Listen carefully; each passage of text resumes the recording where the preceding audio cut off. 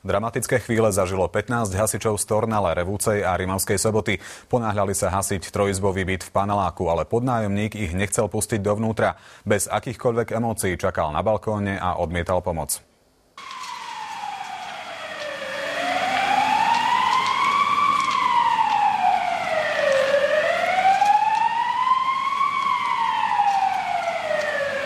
Tieto zábery sa podarilo natočiť nášmu divákovi krátko po vypuknutí požiaru. Môžete na nich vidieť, ako 57-ročný podnájomník stojí na balkóne a nejaví žiadne emócie. Aj napriek tomu, že z bytu sa valí hustý dym a hasiči sa pokúšajú dostať sa dovnútra. Na balkóne sa chcel muž údajne aj obesiť. Muža mali podľa našich informácií dnes ráno deložovať. Ten však z bytu zrejme odísť nechcel. Najskôr sa v ňom zamkol a potom ho podpálil.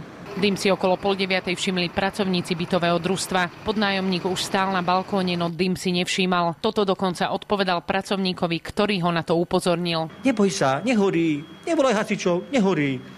Dačo, že nehorí, hovorím, tak to musíme zavolať, ak som volal hasičov. Tornalskí hasiči museli najskôr vylomiť zamknuté dvere a potom sa pustili do hasenia. Zásah im sťažoval hustý dym. František totiž podľa našich informácií založil oheň v každej izbe. Nemal tam síce nábytok, no všade boli samé smeti. Zachraňovať museli aj ďalších obyvateľov. Evakovali 8 obyvateľov, z toho jedno dieťa a jedna imobilná osoba. Ďalší z hasičov sa snažil podnájomníka bytu dostať z balkóna dole pomocou vysokozdvižnej plošiny. Nechceli ísť dole rebríkom, tak vyzeralo. Darmo vysunuli a potom nejako ho presvedčili. Vonka ho nakoniec vyviedli cez schody.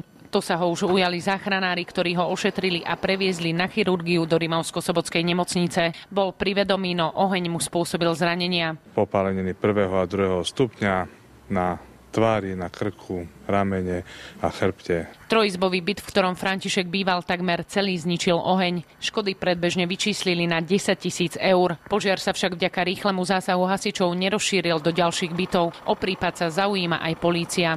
Polícia začala trestné stíhanie vo veci prečinu poškodzovania cudzej veci, za čo hrozí trest odňatia slobody na 6 mesiacov až 3 roky. Z Tornale pre televíziu Joj, Edita Hudková.